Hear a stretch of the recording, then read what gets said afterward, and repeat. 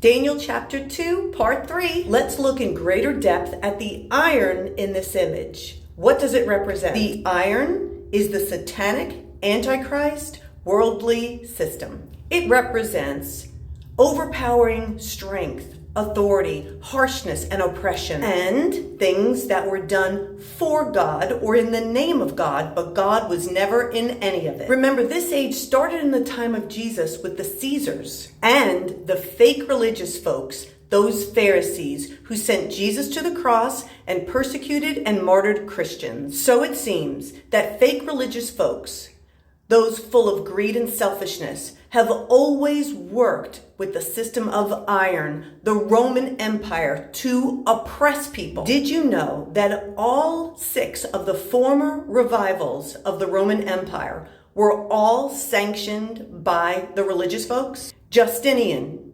Charlemagne, Otto, Charles V, and Napoleon were all coronated by the Pope at the time, while the 1940 World War II leaders of Italy and Germany both signed agreements with the Roman Catholic Church, which legitimized their fascist regimes. Now, as I showed you in the last video of this series, the 7th, the last of the revivals of the Roman Empire, is beginning in the United States. It's all shifted out of Europe, and your thoughts of end-time prophecy need to shift with it. Look, this should prove it even more to you, because the United States has always had a separation of church and state, while the Roman Empire has always had a more intertwined relationship between state and church. But that is all fading now that Trump has put the faith office into the White House, further proving that the United States is the place for the last revival of the Roman Empire. But who is the fake religious person who is sanctioning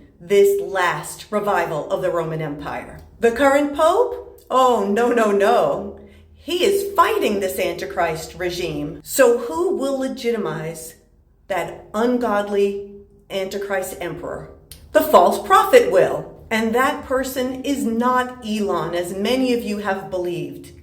It is someone who fits the bill better as a religious person. And in addition to the false prophet, we also have the fake religious folks.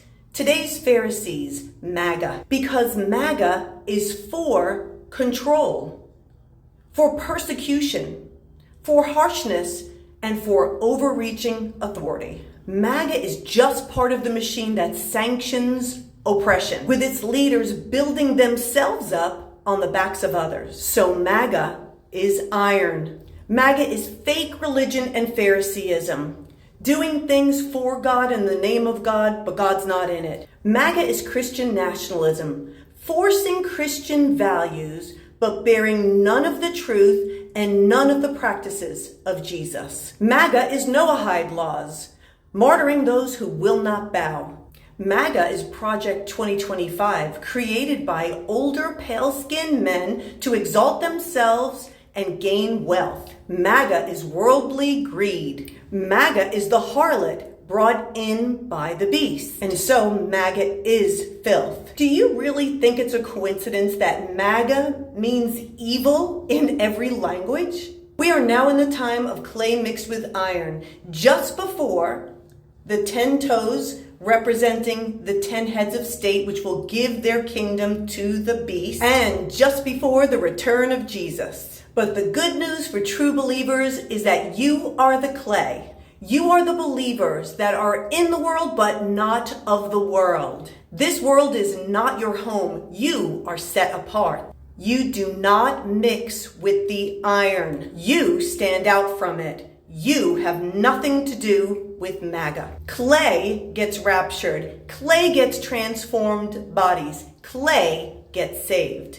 Praise God for that. So I guess the question is, are you part of the clay or are you part of the iron? Your choice determines your future. God bless you all.